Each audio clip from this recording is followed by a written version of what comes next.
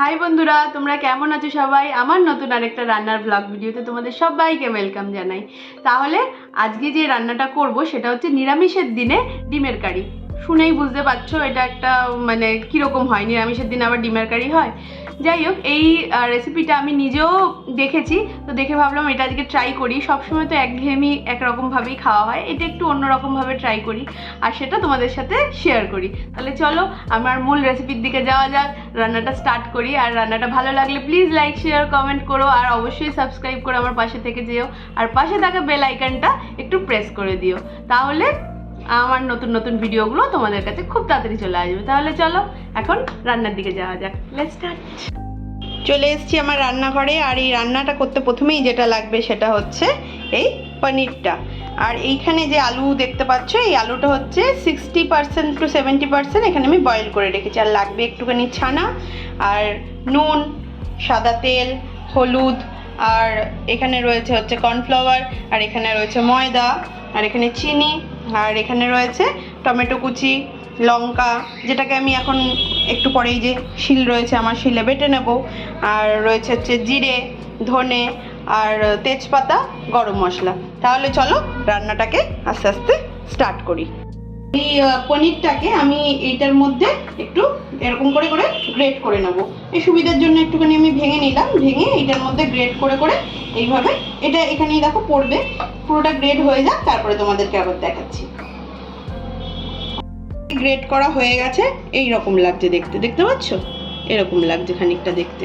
এখানে এইগুলোও পুরোপুরি গ্রেট করা হয়ে গেছে, আর এগুলোকে তারপর আমি দেখো গ্রেট হয়ে যাওয়ার পর এইরকম দেখতে লাগছে, এইরকম এরকম দেখতে লাগছে, দেখতে পাচ্ছ।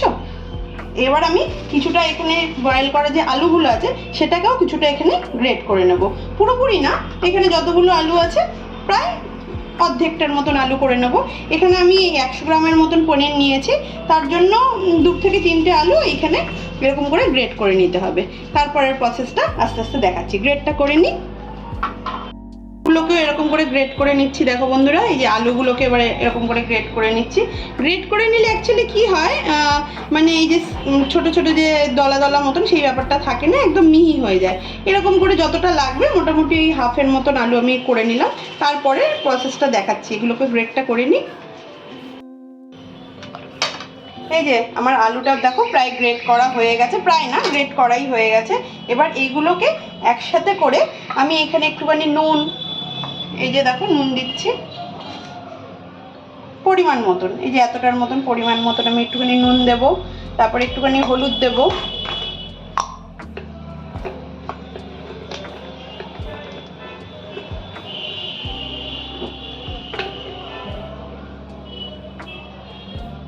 তারপরে এটাকে ভালো করে মিক্স করে মাখবো।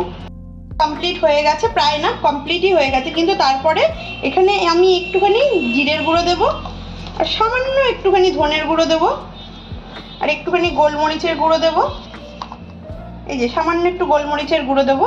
আর তারপরে যেটা দিতে হবে সেটা হচ্ছে একটুখানি বেসন। বেসনের মধ্যে না আমি যেহেতু একটুখানি ভাজাভুজি বাড়িতে খাই, এই 1 চামচের মতন বেসন এখানে বাইন্ডিংয়ের জন্য, আর হচ্ছে এই কর্নফ্লাওয়ারটা দেবো। আর এইগুলো সব দিয়ে এটাকে মিক্সড করব। মিক্সড করলে তাহলে একটা ডো তৈরি হবে। তারপরে দেখাচ্ছি। এই ছানাগুলোর মধ্যে আমি একটু সামান্য হলুদ আর একটু লবণ দিয়ে এরকম করে ভালো করে মেখে নেব। এইটা হবে ডিমের কুসুমটা, দেখেই তোমরা বুঝতে পারছো। আর একটু হলুদ লাগবে। পর আমি হাতে একটুখানি এরকম তেল নিয়ে, এরকম সাদা তেল বাটিতে নিয়েছি, আর এই ডোগুলোকে ডিমের শেপে গড়ে নেব। দেখো এরকম করে একটা ডো করে নিয়ে তারপরে যেরকম আমরা পিঠে বানাই না, এরকম খুলির মতন যেরকম থাকে এরকম করে, আর এইখানে এই ছানাটাকে ডিমের মতন করে এরকম করে জাস্ট শেপ দিয়ে দিতে হবে। আর একটুখানি কম নিলে ভালো হতো, যাই হোক। আমি এইগুলোকে এইভাবে করে নিয়েছি।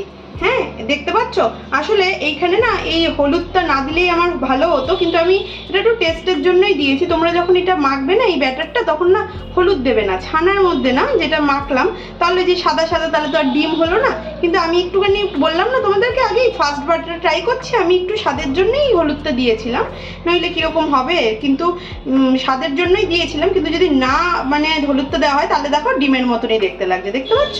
আর লাস্টের আরেকটা ডো আমার বাকি রয়েছে, আর এইটাই আমি তোমাদেরকে করে দেখাবো। এই যে ডোটা এইরকম থাকবে, এইরকম থাকবে, তো এটাকে আমি এরকম করে ঠিক করে নেবো, এই যে দেখতে পাচ্ছ। আর যেরকম আমরা পিঠের বা পিঠেতে যেরকম আমরা আর কি স্বাদ যেরকম ভরি, সেই রকম এটা ভেঙে গেল, যাই হোক এইরকম করে এটা একটা খুলি মতন করে নিতে হবে। খুলি মতন করে এখানে এই ছানাটাকে আমরা দিয়ে নেব, দিয়ে এটাকে ভালো করে, এটা ছানাটা আর কি ভেতরে চলে গেল। তারপরে একটুখানি আমি তেলের মধ্যে মাখিয়ে নিয়ে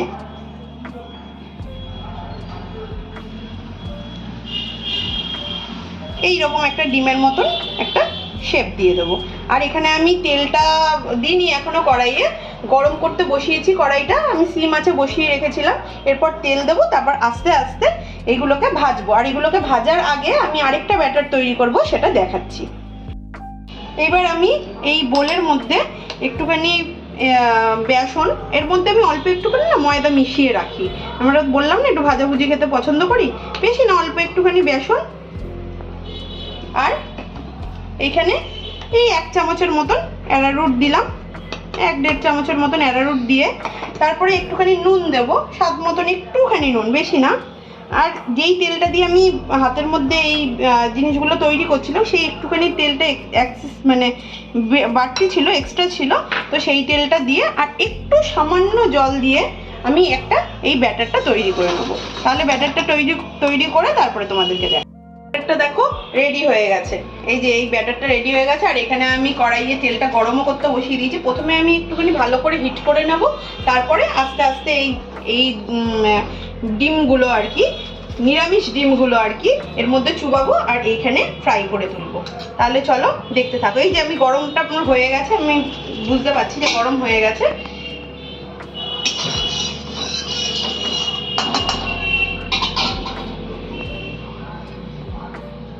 এইবার এরকম গোলার মধ্যে এরকম চুবিয়ে নেব,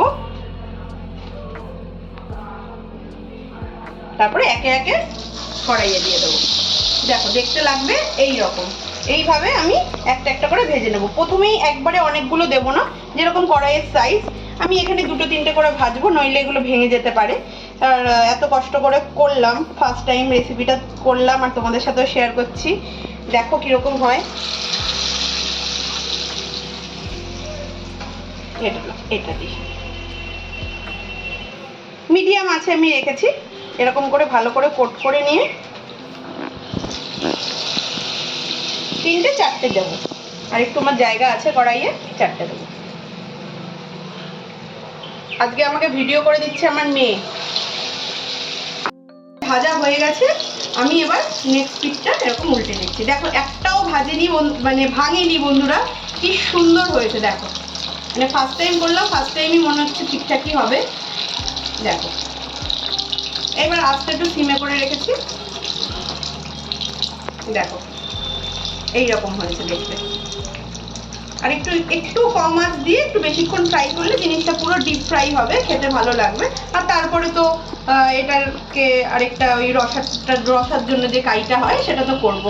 এইভাবে আস্তে আস্তে সবগুলো আমি ফ্রাই করে নেবো। ঠিক আমার বড়াগুলো ভাজা মোটামুটি রেডি হয়ে গেছে, মোটামুটি না পুরোটাই রেডি হয়ে গেছে। দেখো দেখতে লাগছে এই রকম।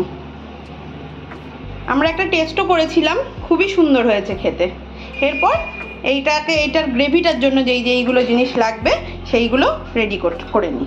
এবার এই ধনে জিরে এগুলোকে, এই লঙ্কা এগুলোকে আমি এখন শিলে বেটে নিচ্ছি, তারপরে বাদবাকি প্রসিডিওরটা দেখাচ্ছি।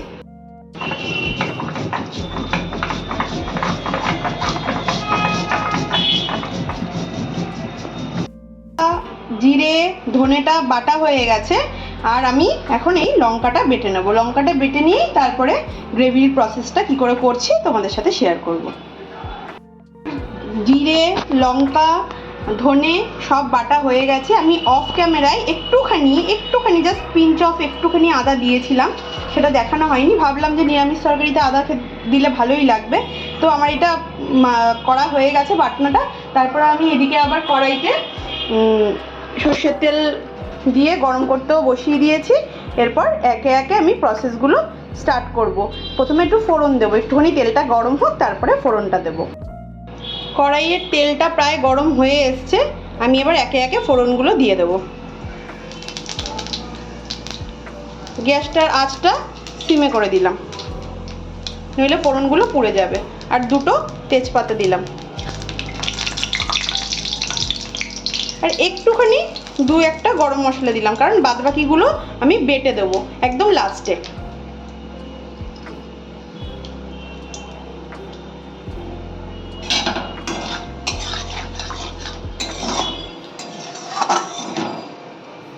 ফোড়নটা একটু ভাজা ভাজা হলে তার মধ্যে দিয়ে দেবো হচ্ছে কেটে রাখা টমেটোগুলো।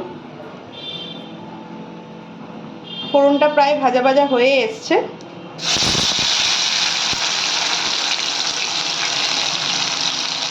এটা দিয়ে একটুখানি নুন দিয়ে বেশ কিছুক্ষণ পুরোটা গলে যাবে, তারপরে আমরা মশলাগুলো দেওয়া স্টার্ট করব। আমি নুনটা দিয়ে দিয়েছি, আর নুন দেওয়ার পর টমেটোগুলো প্রায় গলে গলে যাচ্ছে, দেখতেই পাচ্ছ তোমরা।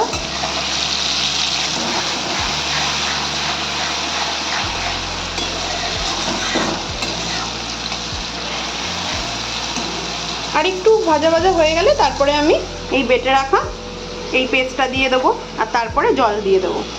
আর তারপরে জল দেওয়ার আগে আর 1 চামচের মতো হলুদ দেবো। আর আলুগুলো তো আমি বয়েল করেই রেখেছিলাম, তো আলুগুলোকে আগের জন্য ভাজলাম না, ওই একসাথেই কষিয়ে নেবো। তারপরে আমাদের নিরামিষ ডিমগুলো দেবো, তাহলে আস্তে আস্তে দেখতে থাকো।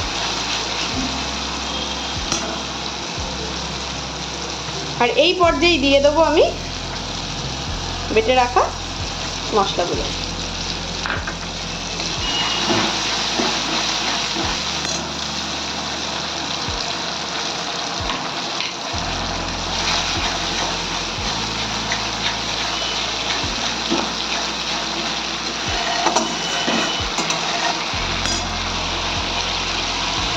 বোঝাতে পারছি?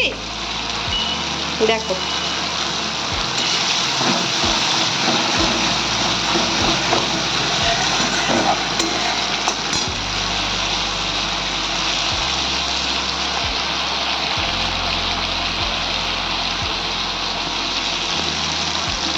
আর 1 চামচের মতো হলুদ দিয়ে দিলাম। 1 চামচও না, 1 চামচের থেকে একটুখানি কম, ওই প্রায় হাফ চামচের মতন।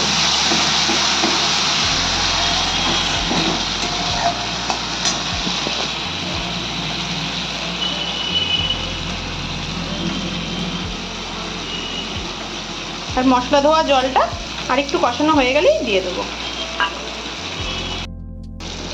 আমার মশলাটা প্রায় কষে এসছে, দেখেই বুঝতে পারছো। আর এই স্টেজে আমি মশলা ধোয়া জলটা দিয়ে আরও প্রায় 1 মিনিটের মতন কষাবো, আর তারপরে আলুগুলো দিয়ে দেবো। একটু কষে কষে এলে আলুগুলো দিয়ে দেবো, আর তারপরে এর মধ্যে অ্যাড করব পরিমাণ মতন গরম জল। ঠান্ডা জল তোমরা অ্যাড করো না, ঠান্ডা জল অ্যাড করলে টেস্টটা একটু আলাদা হয়ে যায়। আমি এখানে দেখো গরম জলও বসিয়ে দিয়েছি, গরম জলটা অ্যাড করব। তাহলে কেমন লাগছে বন্ধুরা তোমাদের এই রেসিপিটা অবশ্যই আমাকে কমেন্টে জানাবে, আর ভালো লাগলে লাইক শেয়ার কমেন্ট করবে, আর অবশ্যই সাবস্ক্রাইব করে দেবে আমাকে, আমার চ্যানেলটাকে, আর পাশে থাকা বেল আইকনটা প্রেস করে দেবে। তাহলে আমি যা যা নতুন নতুন ভিডিও দেবো তোমাদের কাছে চলে যাবে, আর আমরা কানেক্টেড থাকবো। দেখেছো প্রায় তেল এই ছেড়েই এসছে। প্রায় 1 মিনিটের মতন হয়েই এসছে, আর আমি এখানে আলুগুলো দিয়ে দিচ্ছি।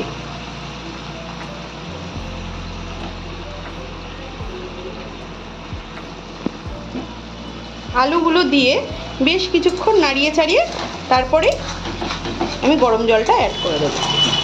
কালারটা কিন্তু দুর্দান্ত এসছে বন্ধুরা, তাই না? আর তোমরা এই সময় একটুখানি নুনটা চেক করে নিতে পারো। চিনিটা আমি একটু পরে দেবো, অল্পই চিনি দেবো, একটু পরে দেবো। দেখো কালারটা।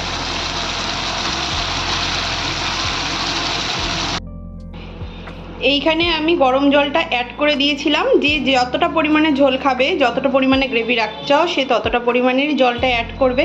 আর দেখো ঝোলটা প্রায় ফুটে এসছে। আর এই স্টেজে আমি একটুখানি নুনটা চেক করে নিয়েছিলাম, নুনটা মোটামুটি ঠিক ছিল, একটু কম লাগছিল, তাই আমি একটু সামান্য নুন অ্যাড করেছিলাম। আর এরপরে আমি ভেজে রাখা আমাদের নিরামিষ ডিমগুলো দিয়ে দেবো।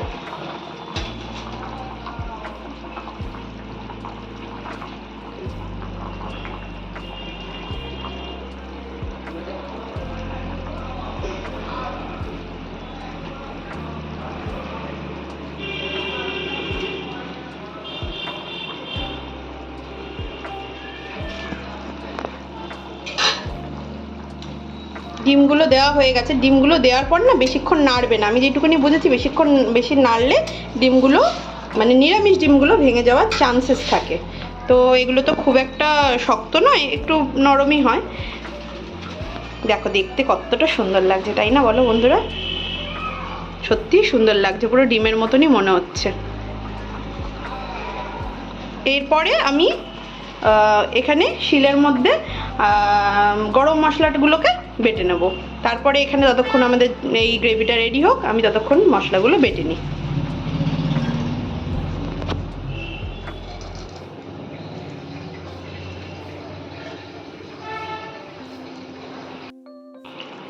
ঝোলটা আমার মোটামুটি ফুটেই এসছে, হয়েই গেছে। এরপর আমি যে বড় মশলাটা বাটছিলাম সেটাও আমার বাটা হয়ে গেছে। এরপর আমি এটা ছড়িয়ে দিলাম আর দিয়ে দেবো সামান্য একটুখানি চিনি আর ঘি। তাহলে বন্ধুরা আমার নিরামিষ ডিমের কারি রেডি। আর একটা কথা আমি বলতে চাইছি, এখানে তোমরা যখন ঝোলে যে এই বড়াগুলো যখন দেবে তখন বেশিক্ষণ না ফোটাবে না। দেখো অলরেডি আমার একটুখানি ভেঙে ভেঙে মতন গেছে, এটা দেখানোর জন্যই আমি তোমাদেরকে এই বড়াটা আর কি রেখেছি এখানে। তো এমনি খেতে ভীষণ টেস্টি হয়, কিন্তু বেশিক্ষণ জলে ফোটালে এগুলো নরম হয়ে যায়, ভেঙে যাওয়ার চান্সেস থাকে। তাহলে কেমন লাগলো বন্ধুরা আমার এই রেসিপিটা? ভালো লাগলে অবশ্যই লাইক শেয়ার কমেন্ট করো, আর সাবস্ক্রাইব করে দিও আমার চ্যানেলটা, আর পাশে থাকা বেল আইকনটা প্রেস করে দিও। তাহলে আজকের মতন টাটা, সবাই ভালো থাকবে, সুস্থ থাকবে, সব সময় হ্যাপি থাকবে।